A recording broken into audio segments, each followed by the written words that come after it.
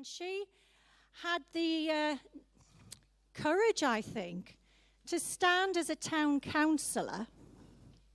She got in, and she's my town councillor. She represents me. And it's absolutely wonderful, because it's the first time in my life that I voted for a politician who truly represents what I think and what I believe in.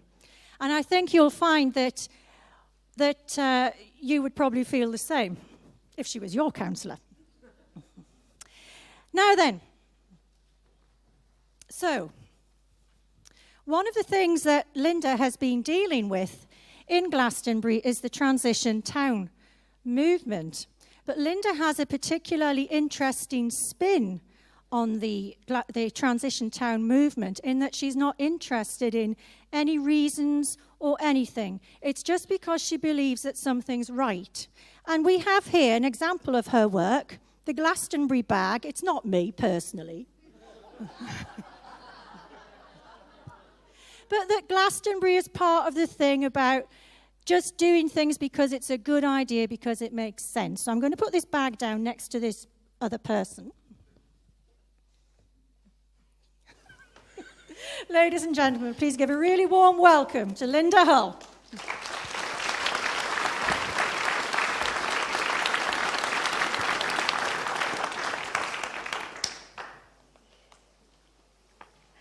Well, good afternoon, ladies and gentlemen.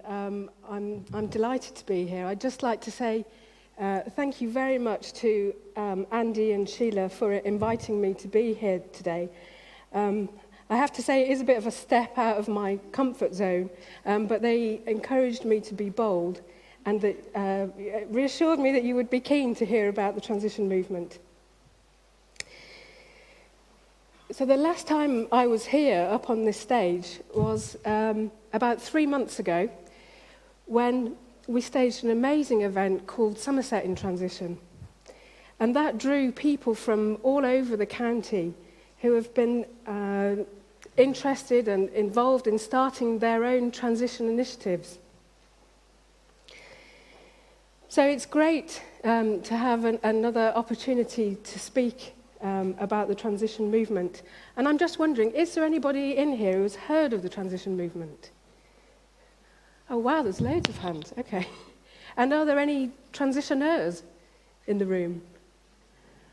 Oh, I'm delighted. Okay, so I've got some allies then, that's fantastic.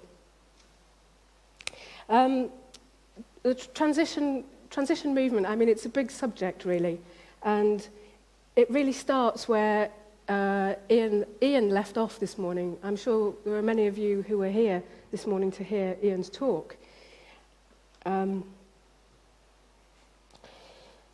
I made a point of coming to hear Ian's talk, which was very informative and passionate, and I can just see how concerned he is about these big issues. But Ian has also been a fierce detractor of the transition movement, in some ways. But I, for one, cannot see why our work can't be complementary, because I really think that the transition movement is an antidote, or certainly one part of the antidote to the situation that he described. And we absolutely need whistleblowers like Ian, with analytical minds, who will doggedly seek after the truth. But we also need a multitude of other skills as well. And we each have to act according to our own temperament. Now, I'm not a fighter or a particularly skillful debater, so he'd run circles around me. But my strengths lie in bringing people together, hopefully inspiring action and nurturing a bit of hope. And this is my job, and that's what I want to talk to you about today. I have to admit, I'm very nervous because I'm a bit of a virgin at public speaking at this scale. And you'll see I've got no gadgets or PowerPoint here, so it's not going to be very slick. But please do bear with me.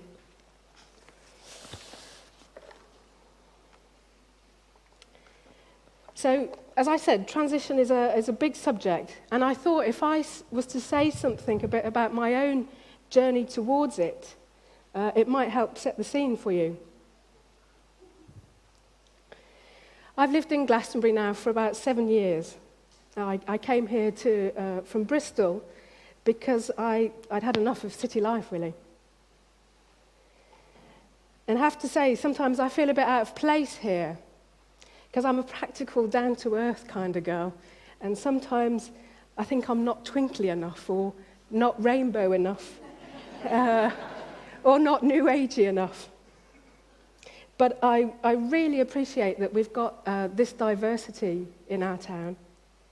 But I do find myself sometimes in the middle ground of the Glastonbury world, or the Glastonbury whirl, and being a town councillor, in that kind of setting, I think it's actually to my advantage.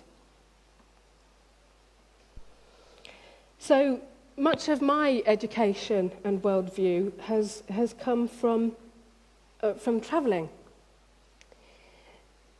Perhaps one of the best things I was good at when I was younger was buying plane tickets and hopping off to foreign climes, because I wanted to experience the world firsthand.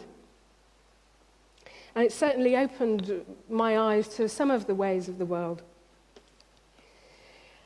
I was in India at 18, and then in Russia in my early 20s as perestroika was starting to unfold.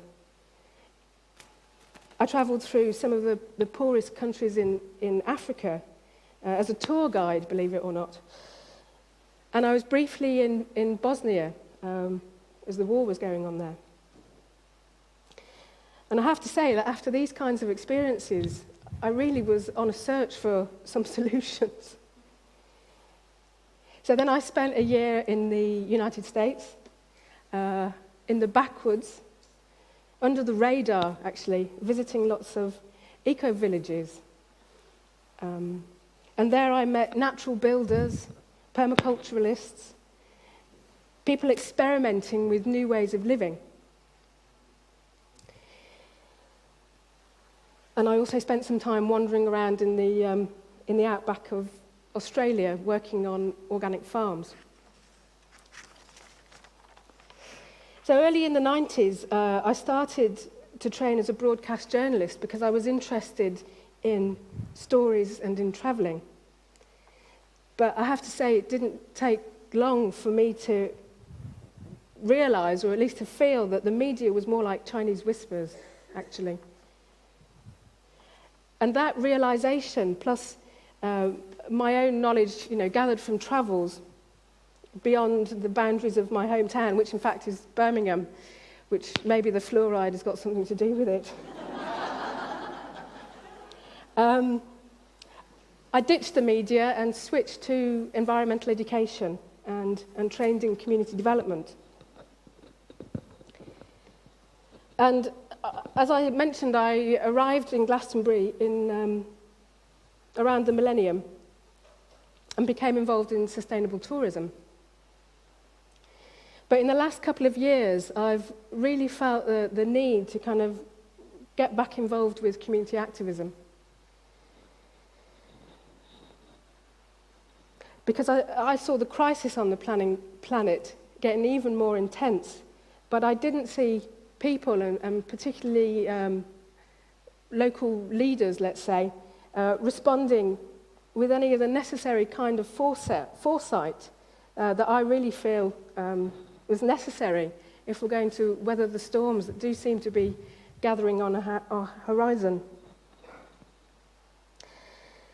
And I'm very glad to say that I found I wasn't the only one feeling this way, and was very relieved to stumble across the transition movement. Because it's a grassroots movement, and it's about uniting whole communities to cope with an increasingly unpredictable future. And in that sense, it had an immediate appeal for me. So in this time of incredible uncertainty, the transition movement is about planning and acting early enough to make our communities resilient, to all manner of threats and shocks, including those that Ian highlighted. And how? Well, by using our creativity and our cooperation to unlock the genius in our communities. Because I believe, and I'm sure many of you do too, that we're at a turning point where we can and need to choose to build a new future. One that could be far more fulfilling and enriching, more connected both to the planet and to each other, and perhaps would go at a slower pace. Certainly I would enjoy that.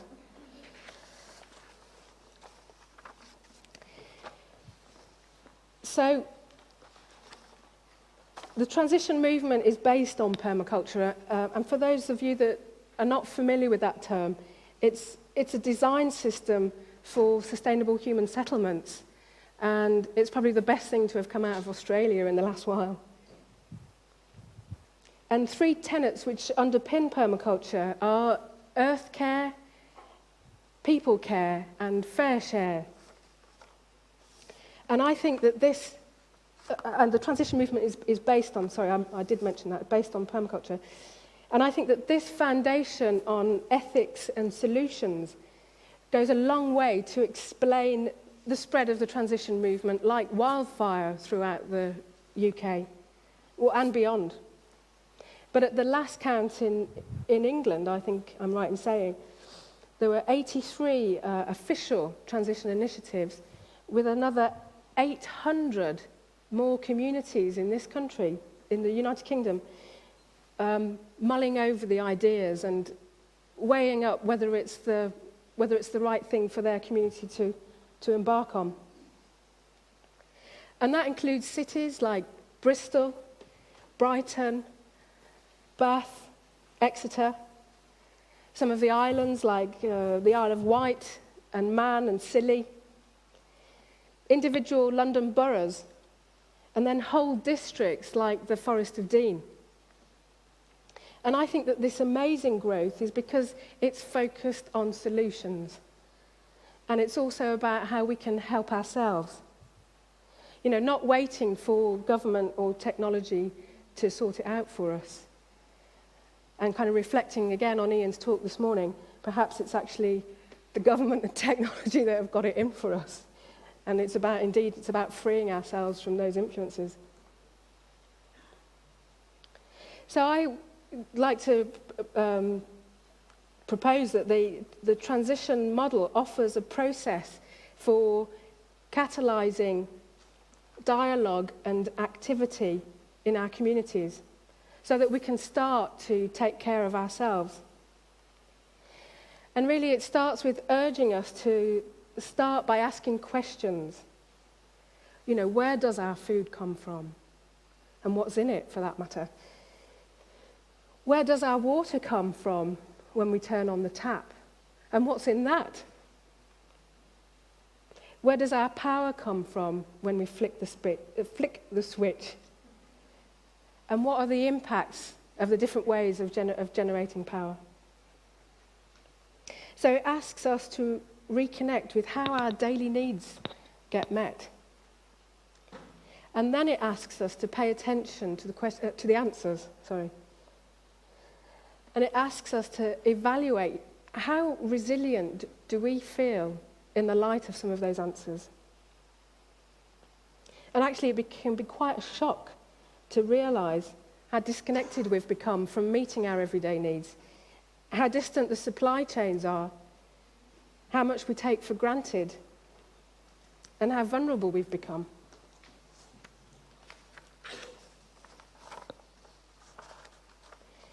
And in this time of great change and uncertainty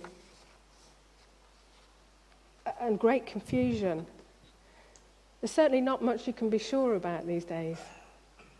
And certainly for me, hearing Ian's talk this morning, there's certainly not a lot we can trust either. But we must and we can rely on ourselves. Perhaps that's what we really have to kind of focus on. I'm sure I don't need to tell you that cereal prices have quadrupled in as many months. And we're told it's because of a poor yield and an increase in demand and the swing into biofuels. But you must all be feeling the knock-on price rises in everyday foodstuffs just as much as I am. And of course, fuel bills have gone up 65% in the last 5 years. And I think what concerns me is that all these different kinds of shocks are very difficult to absorb, and particularly if you're on a fixed income. So for me, the transition movement also has elements of social justice about it. And if we just focus on food for a moment, I was quite horrified to read the other day that there's actually 36 countries face a food crisis at the moment, and 21 of those are in Africa. There's 70 million new mouths to feed on the planet every year. And I read also that 24 billion tons of topsoil are lost every year. And I was particularly shocked to hear that 24,000 people die of hunger every day. And particularly that figure in light of the fact that it's also been reported that in the UK we throw a third of our food away. So clearly something's going very wrong. But I think that this crisis presents us with an opportunity. We could decide to see it as an opportunity to grow up as a species, to take our heads out of the sand, perhaps, to learn to live within ecological limits and live simply so that others may simply live. And again, referring to Ian's talk this morning, waking up to the agendas of those vested interests.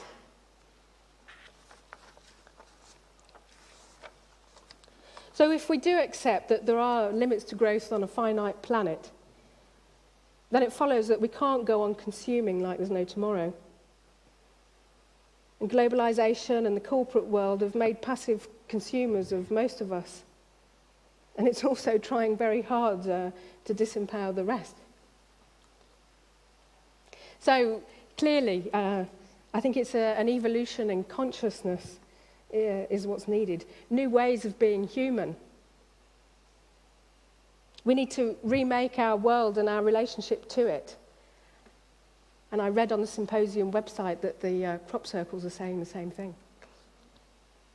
So what does the transition movement have to offer then? Well, I think it's one tool that we've got at our disposal in this process of transformation. What I really like about it is that it focuses on creating a positive vision. Now, we all know that can be quite hard to maintain sometimes. But it's something we all yearn for, isn't it? And I'm really looking forward to hearing Hamish Miller's talk later in the weekend. I want to hear about the parallel community because I think I'm sure that's another way, and we need all the tools we can get. So to return to the transition movement then, the transition movement proposes a model, and it's an evolving model.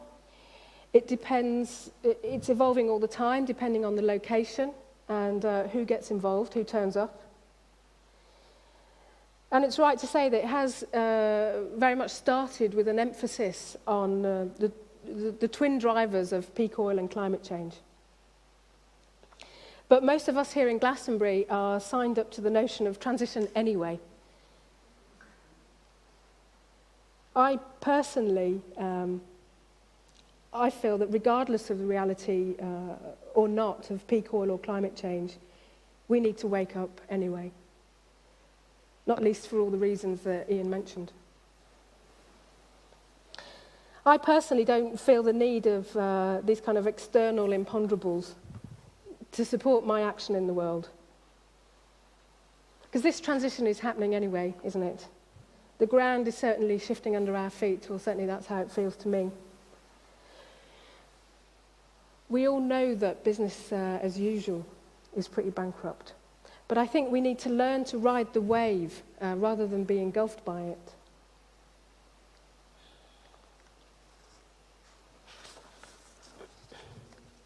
So 2 key concepts involved with this notion of transition are relocalization and resilience. The transition movement urges us to relocalize. So what does that mean? Well, I think it has to do with, rather than just being passive consumers, it invites us to become producers once again. And invites us to participate much more in our own behalf, really. So it's about looking at local food production, local energy generation, local affordable housing and its construction. It's about future-proofing. And I think it's very much about expecting the unexpected, but finding ways to stay flexible and build our capacity for adapting. And it's also got a very holistic approach. So, whatever is your interest, whether it's food or energy or healing, transport, there should be a niche. There should be a niche there for you to bring what you're passionate about. I find it very inclusive. So it's about visioning the future we want and working together to bring it about. But it's interesting that as soon as we consider relocalization, we're faced with reversing the de-skilling of the last 40 years. Skills my grandparents would have taken for granted. I just want to quote the lovely Sheila here, who said to me something along the lines of, when she invited me to talk here today, she said, we've got a spiritual crisis going on in this country, and Transition Towns is one of the answers to that. We need to relearn the old skills. We all need to learn how to knit. Now, I know Sheila is a fantastic knitter, so wherever you are, Sheila, I'm going to sign you up for a knitting workshop.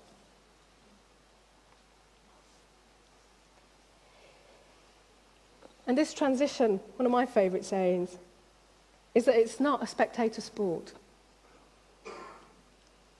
I'm reminded that Buckminster Fuller said, we're all passengers on spaceship Earth, to which one of his students remarked, yes, Bucky, and on spaceship Earth we're all crew. So let's face it, this relocalization business is going to take every skill in the book, and some more. Skills we don't even know we had, or skills that we're going to have to develop pretty quickly.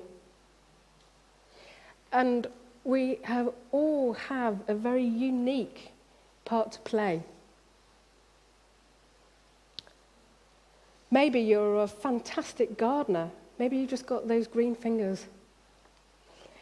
Maybe you're a healer, a doctor or a nurse, or more of a complementary healer. Maybe you're an inventor and can invent new things. Perhaps you understand politics. Perhaps you're an engineer. Perhaps you're a good listener and can soothe when it all goes terribly wrong. Maybe you've got a talent with money. Maybe you're a cook or an artist or a poet. All these skills are going to be necessary in the transformation that is ahead of us. But the question is, will you put these skills in service of the transition? I think a very special challenge that we've got in considering these ideas is, what kind of structures do we need to support our actions? And perhaps more importantly, what are the kind of attitudes that we need to adopt? Because we're really going to need to learn to tolerate and celebrate our diversity,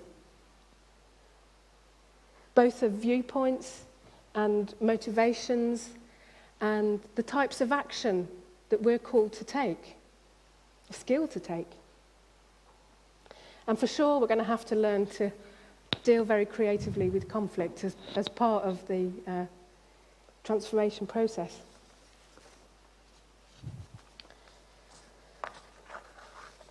So central to this notion of reskilling then, and another principle of the transition model, is to honour our elders. We need to harvest their knowledge and understanding of sustainable living, not least because they remember life before cheap oil and the computerization of practically everything. The other day I was delighted to be invited to talk about this stuff to the ladies of the 50 Plus Club here in Glastonbury. Now actually those ladies, they're more like 75 and 80 plus. But they were so fit and full of life. And I only had to ask them, did they remember Dig for Victory? And for those of you who don't know, that was the wartime mobilisation to grow food in this country. They burst into life. They were a torrent of reminiscences. They just said how much happier everybody was then. What a great community spirit there was. And then it wasn't long before they said, well, not like now. And then it wasn't long then before their thoughts turned to their grandchildren and their great-grandchildren. And they wondered, well, how's it going to be for them in 5 years' time, 10 years' time? And that's when I said, well, that's what this transition is about, really. It's about taking the best of what life was like then and what made for that community spirit and breathing that back into our society today. They wasted no time in telling me that organic farming and reducing and reusing and recycling actually is nothing new. That's just how life was back then. In fact, they are the pioneers. They were the transition pioneers. We've just had this strange blip in the middle. It's also important to develop visible manifestations of your transition project and to get beyond being a talking shop. And that depends on creating quality partnerships. Now in Glastonbury, some of you may be aware, we actually live in quite a polarised community. So if you can do it here, you can do it anywhere, that's what I say. Last autumn we had our first ever Glastonbury Harvest Show. And what was so fantastic about that event is that people very proudly came with their lovingly nurtured, homegrown and homemade produce. And it brought together people from across such a wide range, both of ages and perspectives, and from very different parts of our community. And another project is a physic garden has been planted. We're very lucky to have some very knowledgeable herbalists in this town, and they're working as part of this initiative to pass on their knowledge of using herbs for health. And one of my particular favourites is the formation of a chicken co-op, no less. I'm very proud to be a member and can say that I've been initiated in the art of hen keeping. And 7 households have come together, and one day we're responsible for 1 day each week. So the burden doesn't fall, on one family, but we get to share. So you turn up in the morning, you turn the hens out, feed them, and you come back in the evening and put them away again.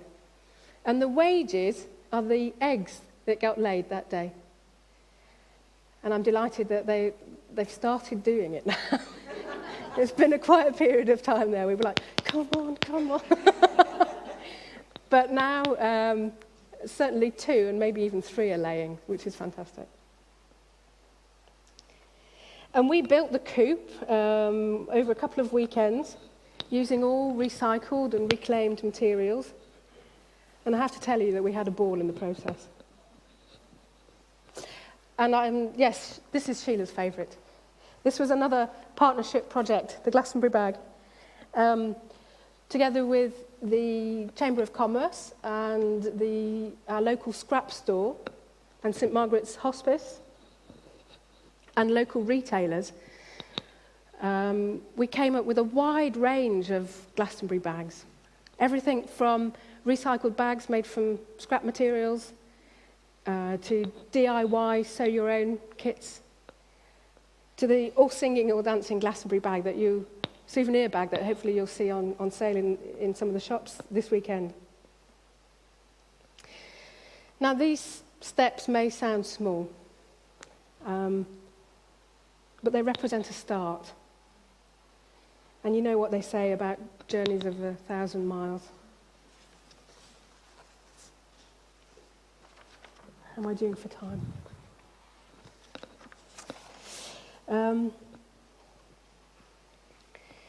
So one of the first things when you think about your transition initiative, you have to start to think about understanding your location. And here in Glastonbury, we've got some rather unique factors to take into account. I'm often surprised at how many people don't realise or remember that we live on an island in a wetland next to the second highest tidal range in the world, in the Bristol Channel, and that much of the land between here and the sea is at or below the mean high tide of the Bristol Channel. And we're very dependent on tourism for our economic well-being here. And if there was any downturn in, if we're looking towards a global recession, perhaps, I wonder what effect that will have on tourism. As for house building, District Council, I'm told, has got plans for hundreds of houses, but I wonder where they're going to go, because there's not much room left. It's either on the Tor or in the floodplain, and that doesn't sound very sustainable to me.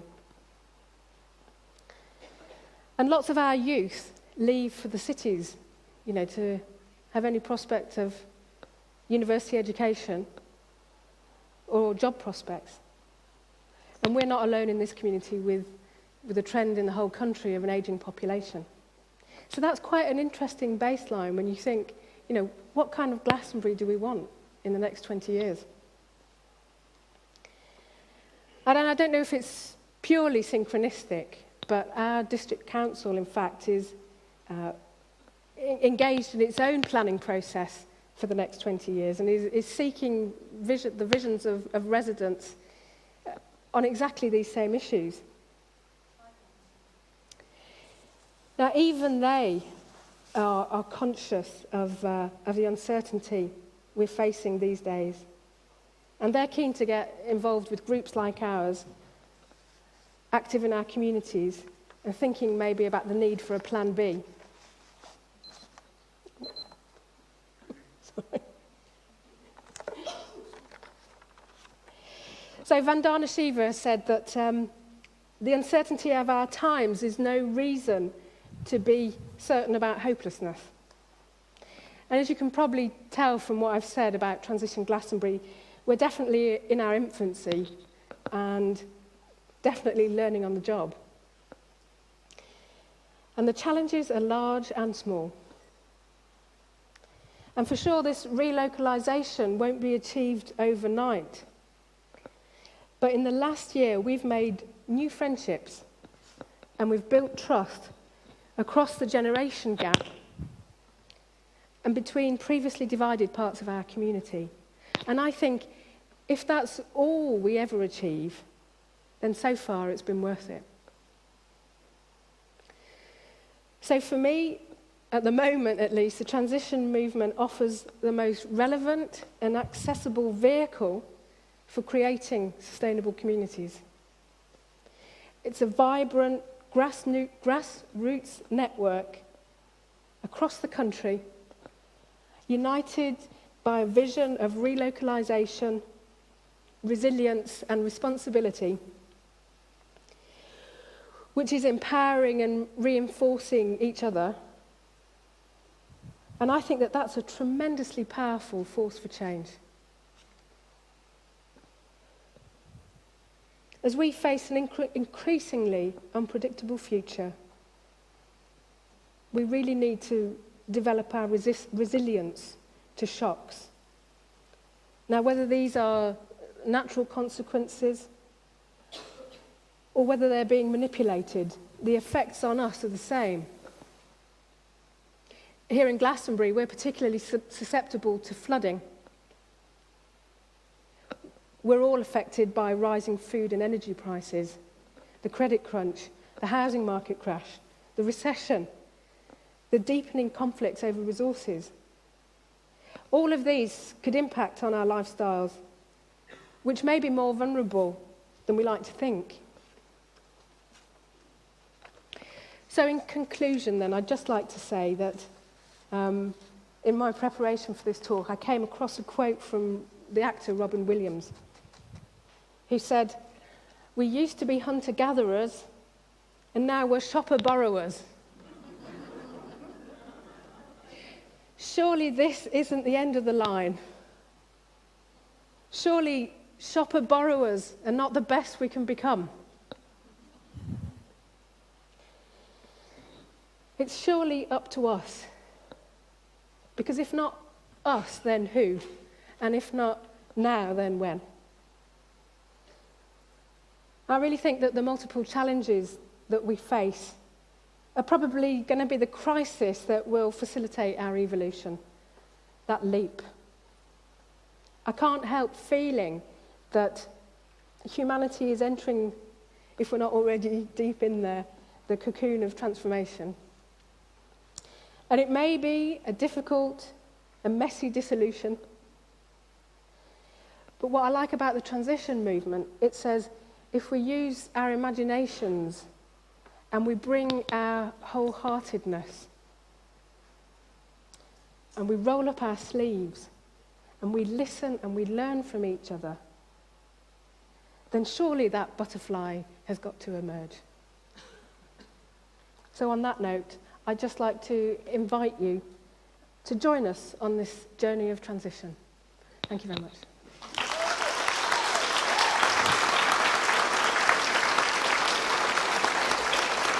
Thank you, Linda.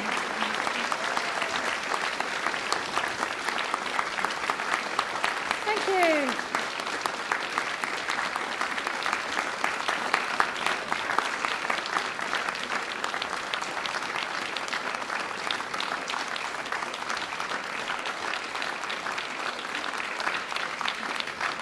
Thank you very much indeed, ladies and gentlemen. If anybody wants to buy a Glastonbury bag, try any shop on the high street as part of Glastonbury becoming plastic free.